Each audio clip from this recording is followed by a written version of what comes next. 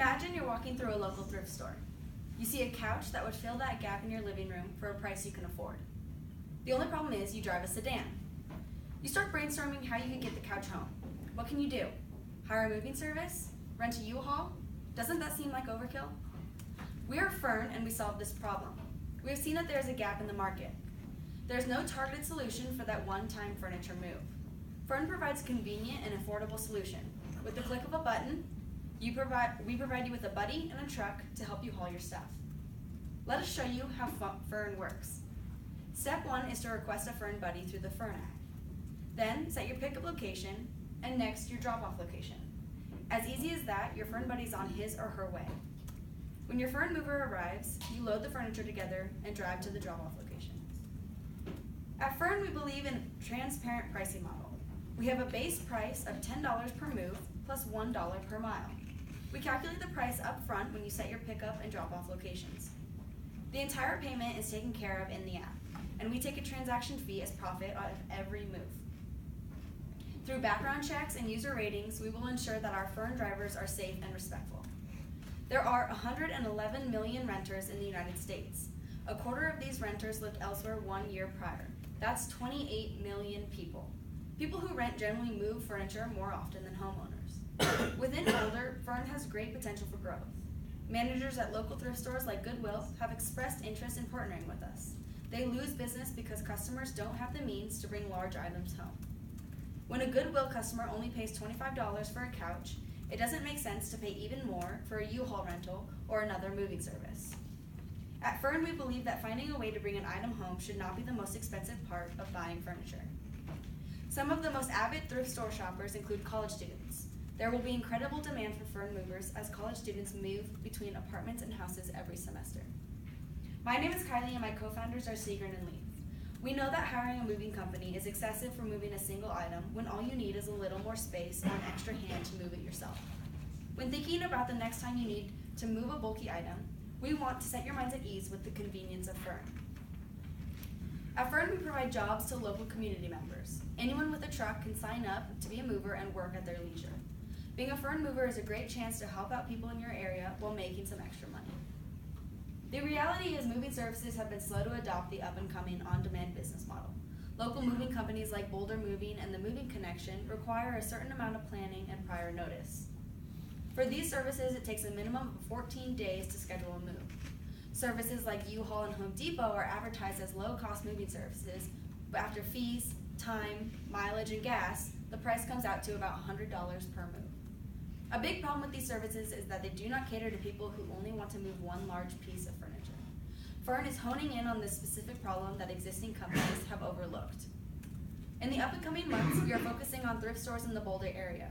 We have flyers up in Goodwill, and we have contacts in the store who will refer us when they see a customer who is struggling to bring furniture home. When you find yourself without the means to move a large item, contact us. We understand the frustration, we've been there, and we want to help you. We are changing the face of movers in Boulder. Thank you. 3 minutes, 30 seconds. Is that too short? Or is it okay? I put another 30 seconds in there. Okay. Because NBC's 5 minutes, right? Is the time limit? Yeah. So you're running. There's a couple of places to add some more information. So. With a hard cutoff, I think, right? Oh yeah, they get the cane out and then Okay. 5. If we run short, does that mean they have more time to grill us too? Yes. Is that a good thing? No. Yeah. We can prepare. Yeah, if you have answers. If you don't, that's painful. We do have answers. So if you had like specific things you think you might ask, can you ask that to see if we actually have those answers? Because we've been trying to prepare for that. I will. Okay. Yeah, let's do our initial reactions first, so you don't bias Sure. the feedback we give you, and then let's feel free to provide us some questions, and we'll ask them in a grumpy way. Did you want to start with the feedback? Or? Sure. So I actually liked everything you guys are doing. One comment, I don't know why, maybe it's just me, but I found the logo distracting that you guys have, because I'm looking at it and trying to sort of figure it out and see what's going on there. So I like the logo, I just think that maybe it was smaller and less prominent on some of the slides. It's just taking away my energy to sort of see what you've done there. And because all it is the word Furn with a couple extra white pieces on it, but it took me a while to sort of just realize that was what it was. It's like a swing with some letters that might be swinging. Yeah. So anyway, so just a small comment. But those are the kind of things that are distracting for audience members. They get lost in things like that. It's supposed to be a couch. I don't know if you actually picked that up. Oh, I never saw the couch. I was staring at the whole time too. That was what it was. Okay, now you gotta go back to it and show me. Oh, you want to see it? Yeah. I figured out what it was, but it took me like half a second. Yeah, see, that's what you don't want, because your brain was not listening to anything at that time. And then the other one that sort of seemed to me is that I would like to know a bit about, who else is sort of doing this kind of stuff, or how else can I get something done of this? Okay, like yeah. moving a single piece of furniture? Yeah. And I have a question for you guys as well. I'll just throw my question as well right now. Sure. We'll get into that. So the question is what do I do if I can't lift my own sofa? So you're saying I have to work with the driver to lift the sofa and put it in the truck and take it up the stairs or whatever I want to do? Sure. And what if I can't? Like you're physically unable? Like my wife was pregnant a year ago and went and bought like a rocking chair thing, and the whole thing is she has to get somebody else to go carry it up because she doesn't want. Yeah, okay, so that's a case where he might be able to carry it by himself. Let's say, for example, or I'm gender biasing here because I'm just imagining a guy with a truck as opposed to a girl with a truck, but whatever.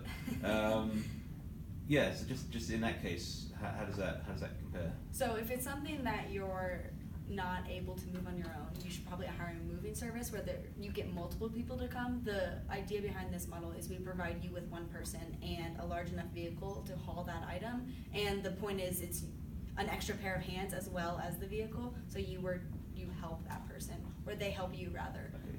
haul your item. Although that is a good point, perhaps we could adopt that a little bit and just have like buddy trucks, so like 2 people in a truck that show up to help. But that is actually something that we hadn't specifically addressed. There's a powerful piece to it though, because it's a fundamental piece of how you're different. The trick though is that in your story you don't convince me why that's better.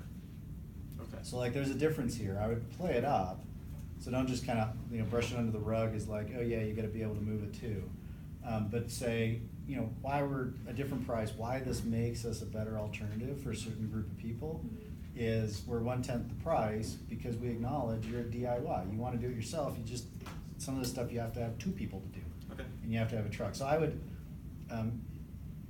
turn it up as part of the differentiation of your offer. Sweet. Yeah. It's it's not for your wife. It's for somebody else. It's okay. Yeah. I'm okay with that. Just send it to. Okay. Yeah, Just no, own that's- it. Yeah. That's great. Like admit it and own it.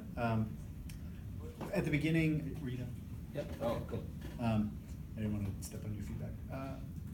At the beginning, you said the one-time move. I replaced that with, wow, hard to get traction, because there's not a lot of repeat components here. How are you going to get in front of the people at the moment when they have this one-time move? Mm-hmm. You're likely to get asked that, so that's one of the questions I would have an answer for. Okay.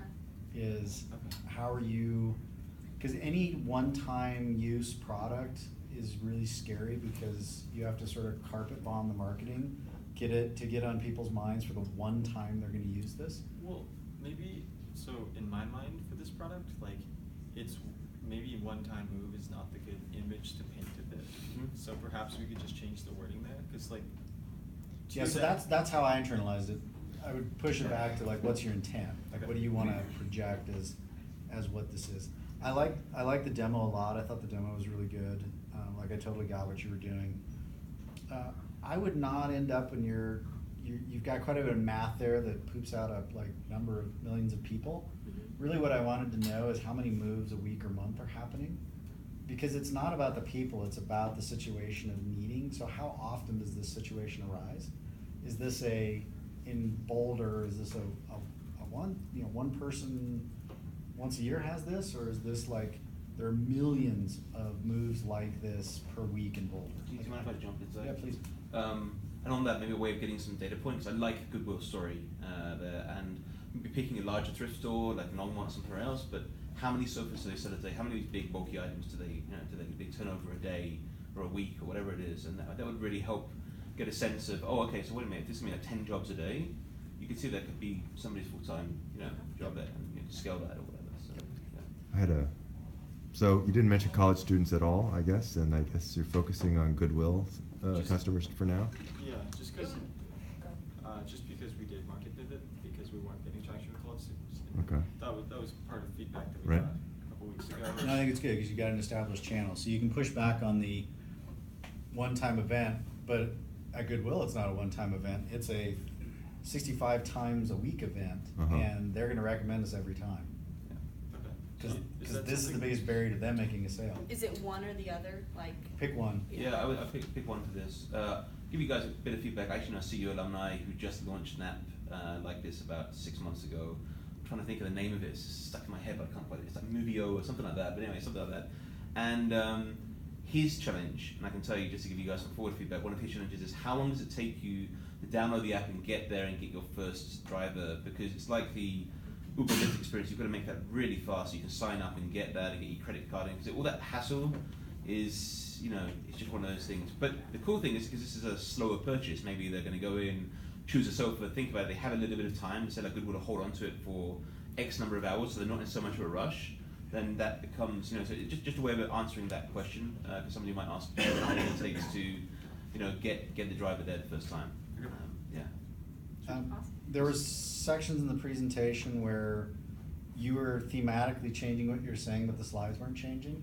So there's a couple spots where I think and it's not they were out of sync, it was, I think you just literally, there are spots where you're changing the slides thematically, like every theme change, there's a slide change. And then there's a spot in the middle where you go through like 3 theme changes, but the slide's still the same. Okay. And so I would link those up so that theme change, slide change, theme change, slide change. Add more slides. There's a couple spots there, and I can, if you want, after class, I can show you which spots. Okay. We've talked about it, but they You know which kind of one? have Okay. a cap on it. It's not actually, but they want you to keep it. Yeah, I to think the that's minimum. BS. Okay. I think what We they're weren't sure, but. because almost everybody here is running probably 30 slides. So, so now this is the punk rock entrepreneur in me, which is anytime somebody sets a limit, I figure out how to break it. So, 10 slides, how can I go with 50? I literally once walked into a presentation and the head person said, "You have 158 slides in an hour?" Like, yep. And they almost literally did not let me on the stage until I convinced them, no, I do this all the time. So anyway, do what's right for your presentation, don't do what's 10 slides. Because we're doing a different style and we're practicing. That's a way for it not to go totally wrong when you don't practice this. We're practicing, so don't worry about it. This I think is relevant for everybody, which is on your team slide, because you are going to be mixed in with other people from around the campus. It may be powerful to say computer science, computer science, computer science. Like it's like, whoa, this is a team of nothing but computer scientists, because it'll take out in the judge's mind the risk of your ability to execute on this, which may be inaccurately assumed onto you. And so when you say computer science, I think that'll help with that. When you cover your competition, you do a really good job covering your competition and how you're different, but you don't actually say, let's talk about our competition, or how we're different than our competition. Okay. Like I didn't hear you say competition. Like kind of introduce it. Yeah, just introduce it, like own it, say we're gonna talk about our competition now. Because you have some really good points around that. Did you leave out TaskRabbit this time? I We can't left remember. it out just because it. No. What? It's in there. It's in there? No, as it is right now. Didn't see it. I didn't see it. There was 4 so. companies. We put in Home Depot and we took out TaskRabbit. And you got Yeah. U-Haul in there. And We got U-Haul. the other bit, and this is now for everybody too, and this is on us, we haven't really pushed really hard on the big financial plan. So the one piece that's missing on almost all of these presentations is here's what the business plan poops out 5 years from now, which this is sort of my bias, but is like, that's just sort of whatever, like nobody can predict 5 years out for businesses like this. But you're likely to get asked, what do the financials look like? You're likely to get some grumpy person that hasn't done tech that's like, what's the cash on this? And these kind of longer term financial projection type questions. So next, we've got an election coming up where we're gonna do financial modeling. It was supposed to be today, but this ran over. So that'll help a little bit, but make sure you have an answer for what does this business look like 3 to 5 years, best guess. If any of you guys did want to book a slot with one of the Globally IRs, we're happy to go through it and help you guys put a slide together, even if it's just back of the napkin type thing. It still helps you a lot when it comes down to it, because it's nice to jump to a slide with something. And with these kind of businesses, you guys are in a worse position than other teams in the sense that This is a spreadsheet business. It's easy for people to understand. It's easy for them to encapsulate. So then they're just going to look at it and say, like, well, what are your costs? And you'll get picked up on something weird, like, you'll get some question like, someone say, well, how do you deal with the health and safety, or like, the workers' comp that's related to the person lifting these sofas, and you know, you get one of these like weird, like off the bias questions. If you don't have anything that shows you even thought about, you know, ensuring your drive